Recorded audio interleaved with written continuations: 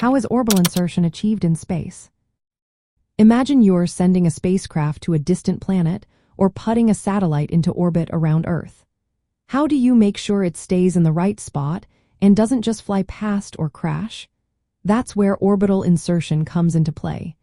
It's a carefully planned maneuver that turns a spacecraft's journey from a simple flyby into a stable orbit. After launch, the spacecraft is on a path called a transfer trajectory. Think of it like a car driving toward a parking spot but not quite in it yet. To get into the parking spot, the vehicle needs to slow down or change direction at just the right moment. Similarly, the spacecraft needs to perform a precise engine burn called an orbital insertion burn. This burn adjusts its velocity, which is how fast and in what direction it's moving. Most of the time, the spacecraft performs a retrograde burn, meaning it fires its engines opposite to its direction of travel. This slows the spacecraft on enough for gravity to take over and pull it into a stable orbit. If it doesn't slow down, it might fly past the target or escape into space. The amount of speed change needed, called delta V, depends on how close the spacecraft is to the target and what kind of orbit is desired. Once the burn is complete, the spacecraft's path shifts from an open hyperbolic or parabolic trajectory to an elliptical orbit.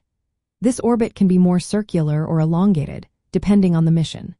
Sometimes, the initial orbit isn't perfect, so the spacecraft performs small adjustments called orbit refinements.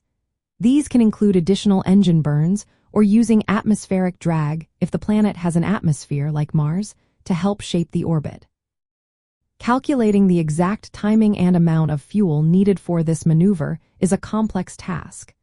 Engineers use principles from orbital mechanics, which are based on Newton's laws of motion and gravity.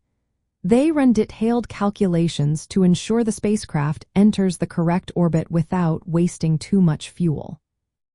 This process is used in many space missions.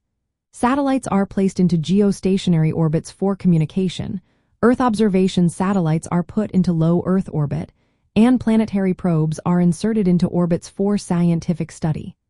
Without successful orbital insertion, a spacecraft would either miss its target or crash into the planet. It's a vital step that makes space missions possible and successful.